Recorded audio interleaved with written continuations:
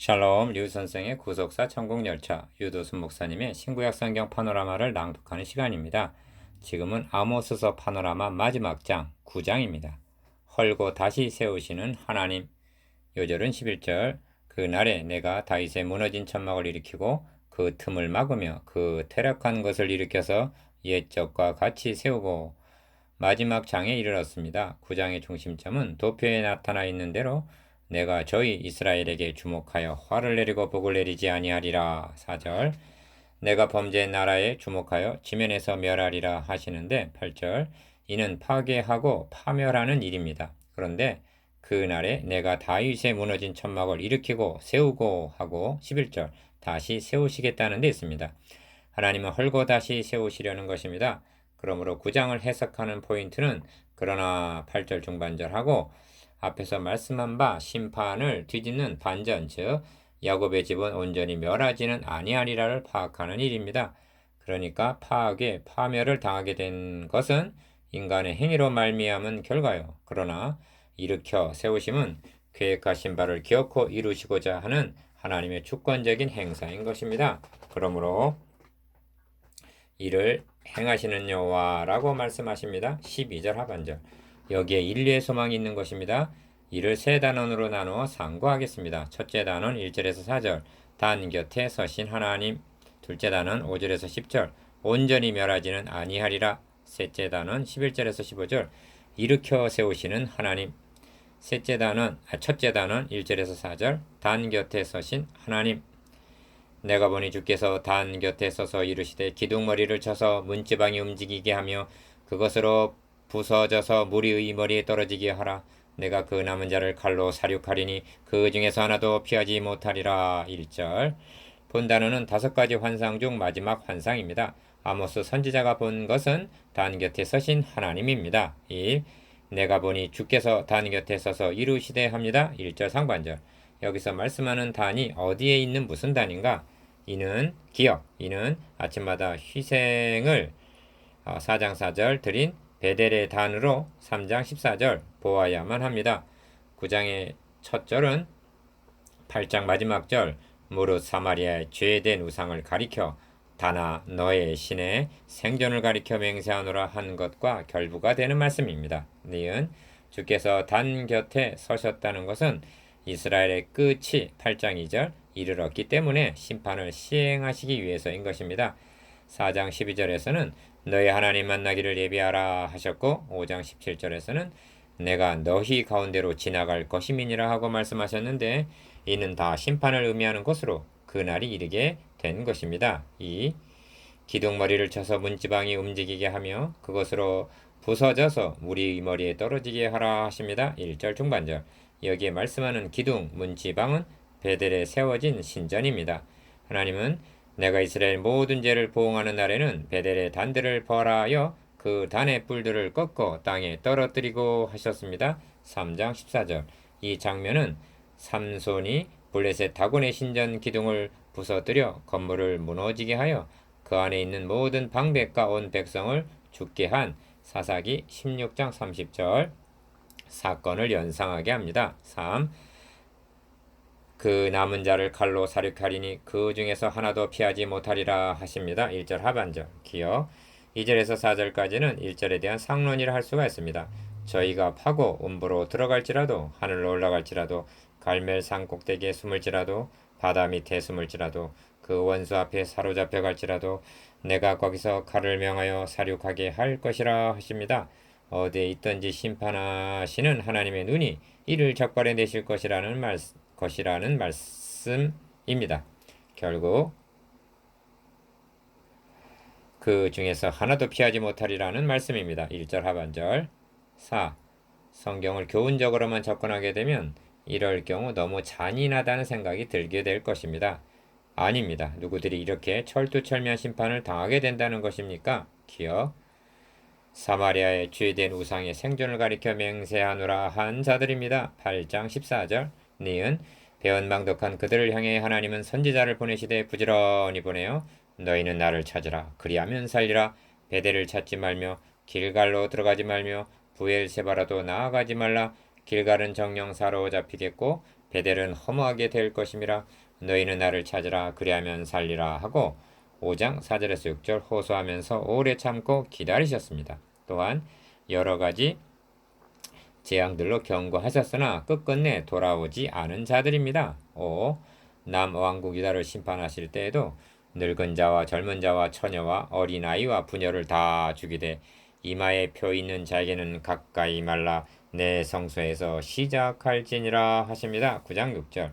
심판은 하나님의 성소에서부터 시작된다는 점을 명심해야만 합니다. 신약 성경에서도 하나님 집에서 심판을 시작할 때가 되었나니 만일 우리에게 먼저 하면 하나님의 복음을 순종치 아니하는 자들의 그 마지막이 어떠하며 하고 베드로전서 4장 17절 심판이 교회로부터 시작될 것을 말씀하고 있습니다. 이유 그렇다면 저들이 왜 무엇 때문에 이토록 하나도 도망하지 못하며 하나도 피하지 못할 1절 하반절 멸망을 당하게 되는가? 그 근본 원인이 어디에 있는가를 환기시키기 위해서 다시 한번 강조해야만 하겠습니다. 기억. 이는 인간의 행위가 도달하게 되는 필연적인 결론이라는 점입니다. 아, 저들이 좀 더 선하고 의로운 사람들이 되었더라면 심판을 면할 수도 있을 텐데 하는 가능성의 문제가 아니라는 말입니다.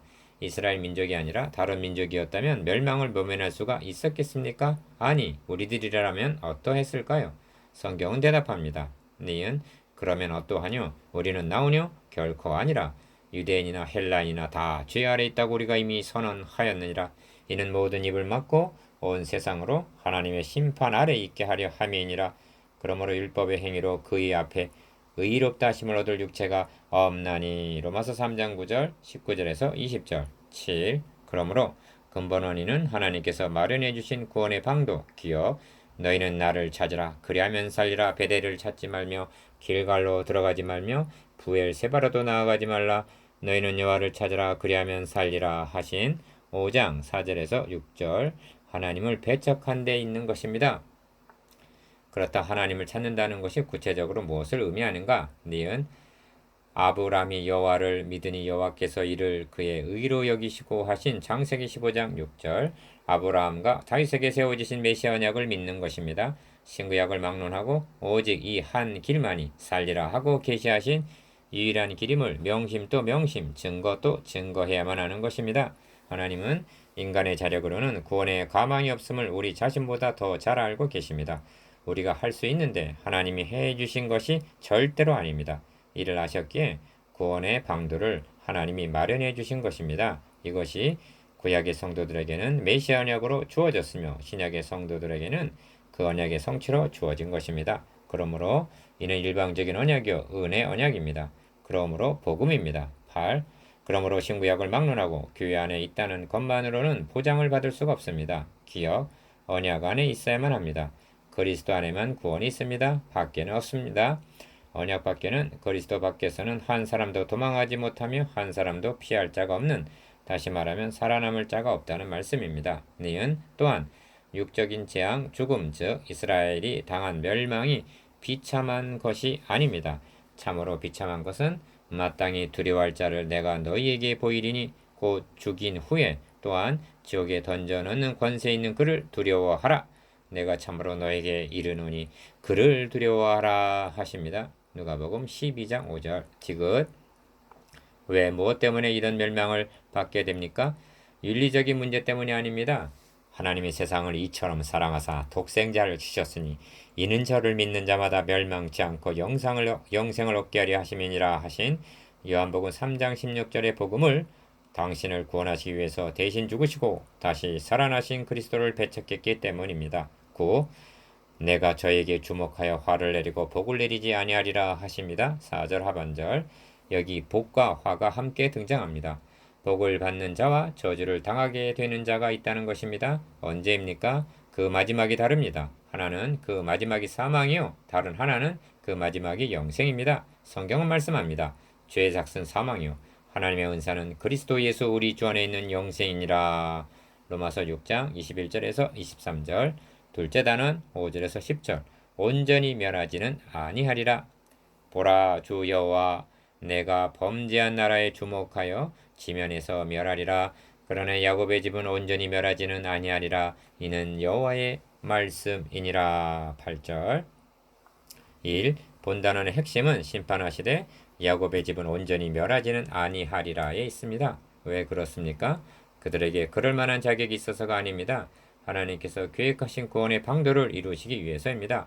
먼저 심판하시는 하나님을 어떤 하나님으로 계시하고 있는가? 기어 주 만군의 여호와는 땅을 만져 놓게 하사 무릇 거기 거한 자로 애통하게 하시며 그 온 땅으로 하수에 넘친같이 솟아오르며 애굽 강같이 낮아지게 하시는 자요 하십니다. 5절 온 땅을 높게 솟아오르게 낮아지게 하시는 하나님이라고 말씀합니다.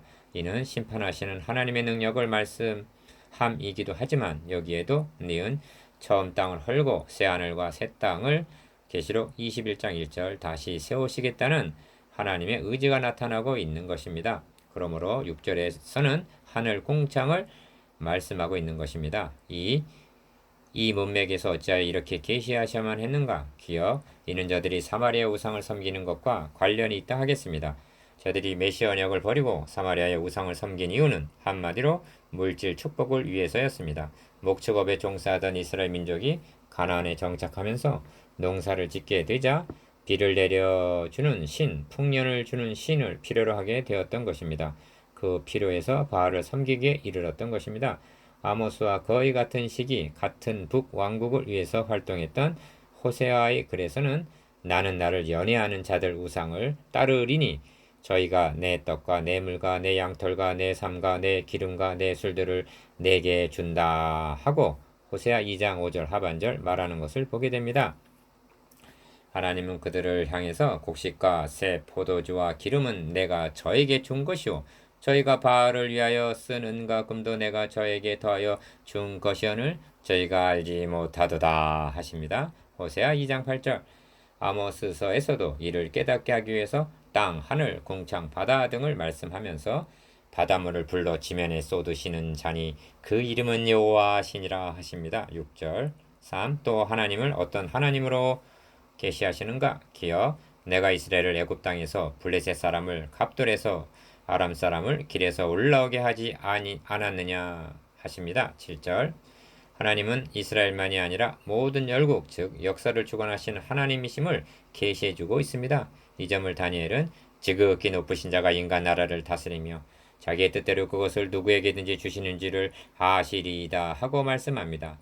다니엘서 4장 17절 25절 32절 이는 저들이 하나님을 의뢰하지 않고 애굽이나 아수르를 의지하다가 심판을 당하게 된 것과 관련이 있습니다. 그런데 니은 여호와께서 가라사대 이스라엘 자손들아 너희는 내게 구스 족속같이 아니하냐 하십니다. 7절 상반절 이는 이스라엘이 자신의 정체성을 망각했음을 책망하는 말씀입니다. 그러므로 이스라엘을 애굽 땅에서 인도하여 내신 목적은 블레셋 사람을 갑돌에서 아람 사람을 길에서 올라오게 하신 것과는 차별화되어야 한다는 의미가 함축이 되어 있는 것입니다. 그러므로 내가 거룩하니 너희도 거룩할지어다 하고 구별된 백성임을 말씀하셨던 것입니다. 그럼에도 불구하고 이를 망각한다면 고수 족속하고 다를 바가 없다는 것입니다. 4. 또 하나님을 어떤 하나님으로 계시하시는가? 보라 주 여호와 내가 범죄한 나라에 주목하여 지면에서 멸하리라 하십니다. 8절 상반절 4절에서는 내가 저희에게 주목하여 화를 내리겠다 하고 말씀했는데 여기서는 범죄 나라를 주목하여 지면에서 멸하리라 하시는 것입니다.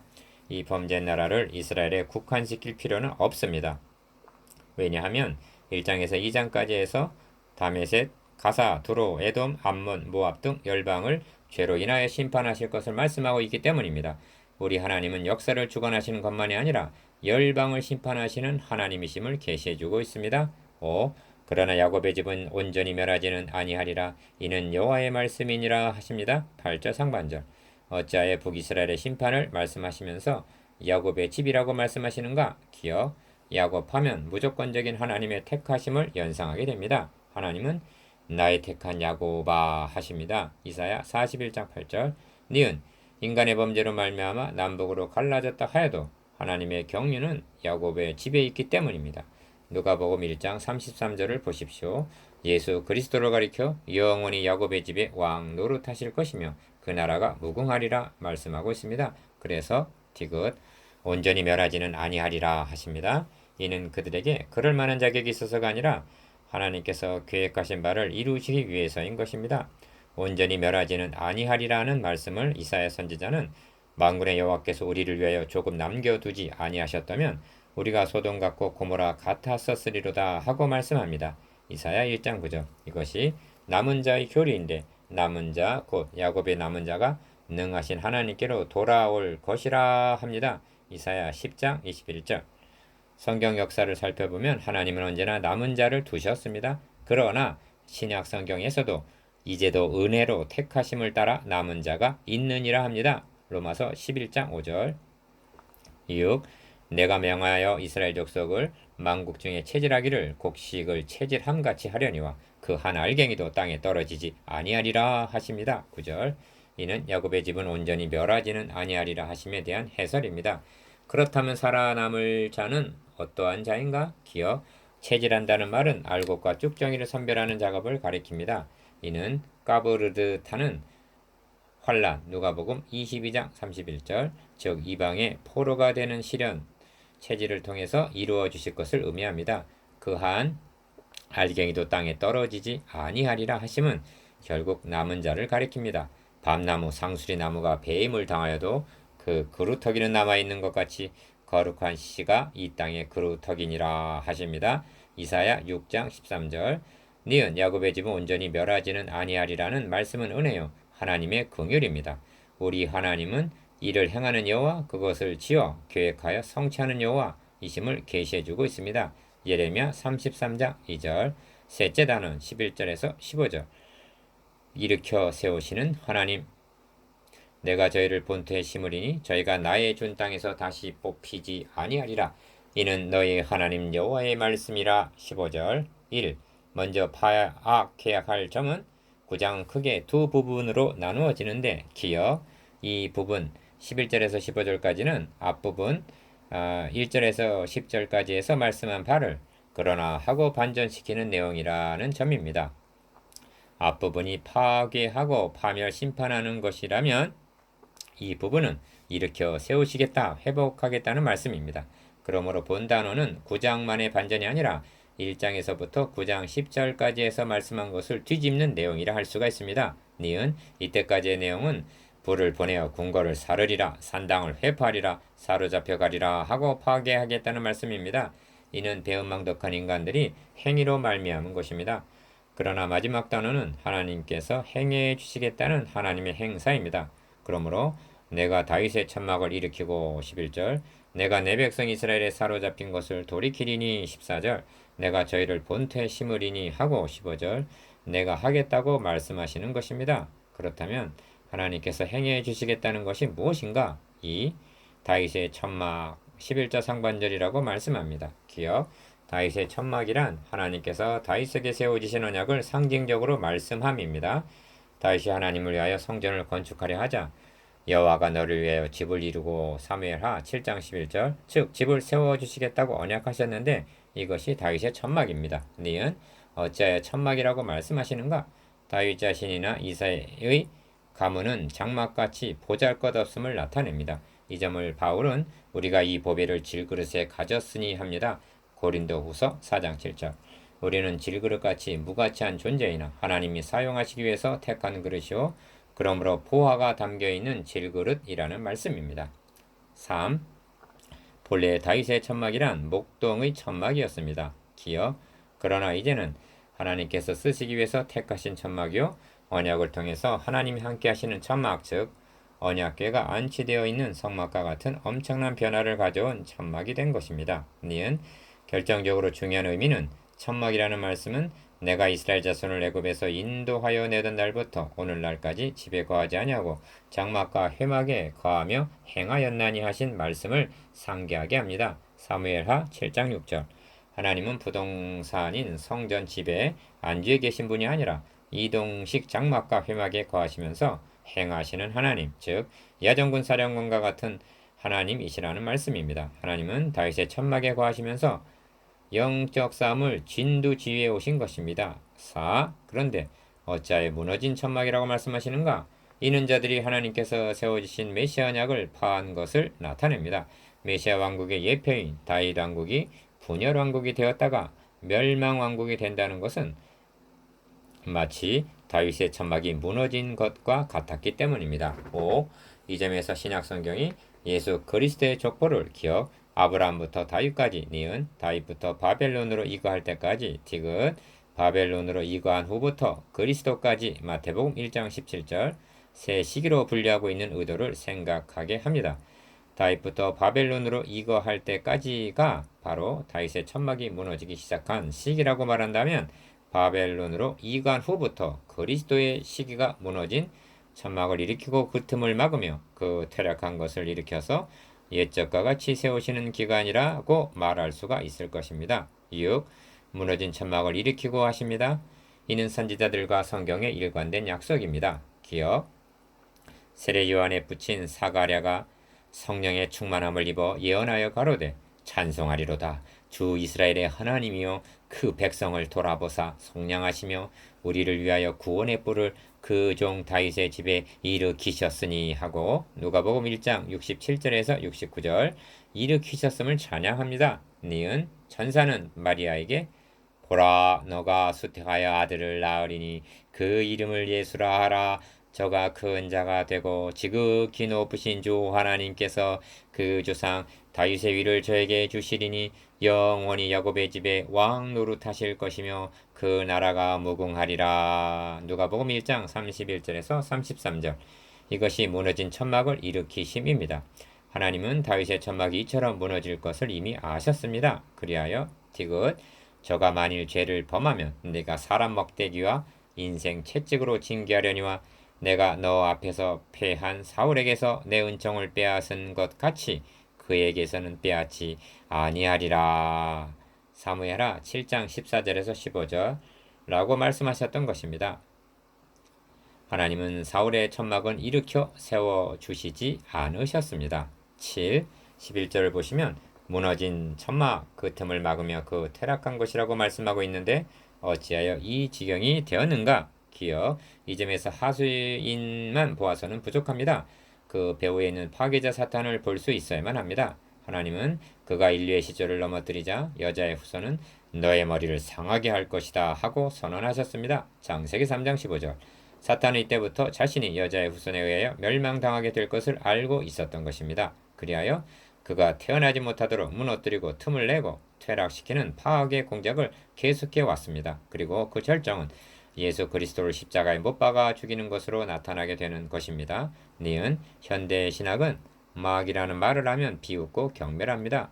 그러나 악령을 부인하게 되면 성령도 부인하게 됩니다. 그리고 그리스도의 대속도 무용지물로 여기게 되는 것입니다. 주님은 사단이 하늘로서 번개같이 떨어지는 것을 내가 보았노라 하고 말씀하십니다. 누가복음 10장 18절 8.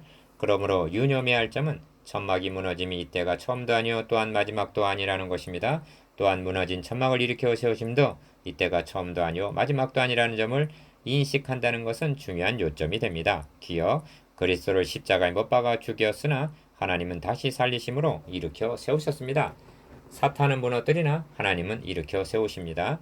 니은 바울은 이를 가리켜 죄가 더한 곳에 은혜가 더욱 넘쳤나니 하고 로마서 5장 20절 표현하고 있습니다.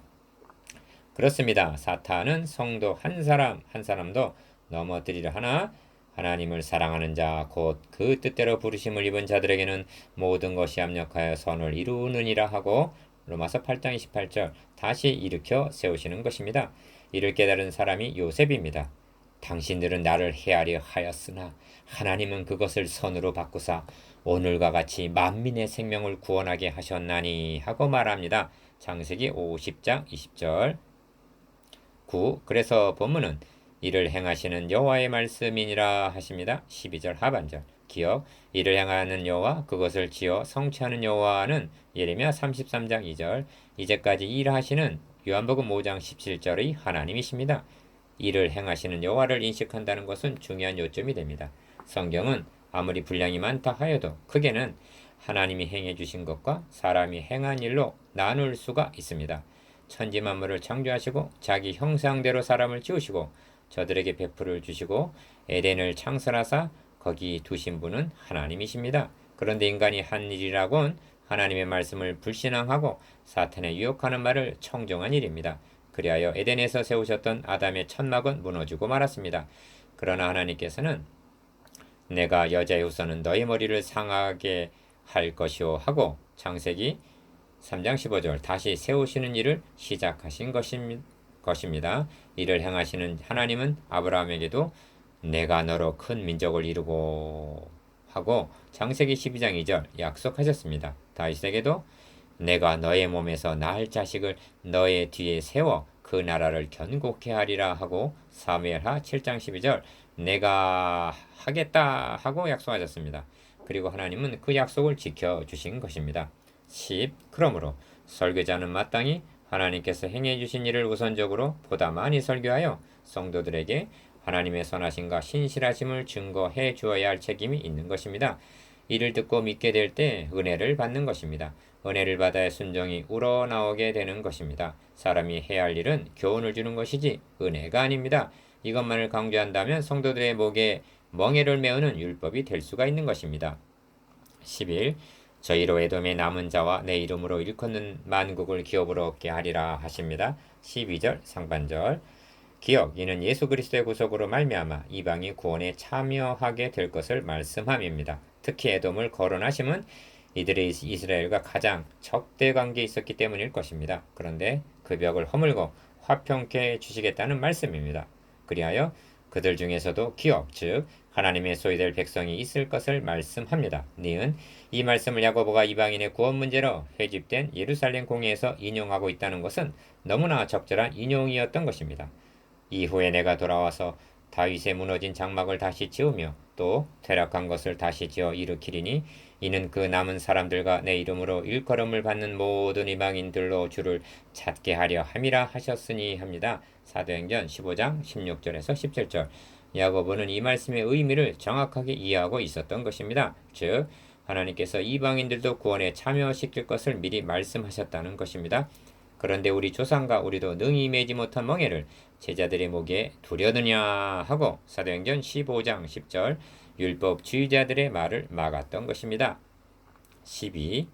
13절에서 15절까지는 복음 시대에 임하게 될 풍성한 은혜를 말씀하는 묘사입니다. 기억 내가 내 백성 이스라엘에 사로잡힌 것을 돌이키리니 하십니다. 14절 상반절 이 말씀이 1차적으로는 이스라엘을 포로에서 귀환하게 하심으로 성취됩니다만 창세기에서부터 하나님께서 행해 오신 일이 무엇인가를 아는 자라면 이 회복의 궁극적인 성취는 주님께서 말씀하신 바 니은 나를 보내사 포로된 자에게 자유를 눈먼 자에게 다시 보게 함을 전파하며 눌린 자를 자유케 하고 주의 은혜의 해를 전파하게 하려 하심이라.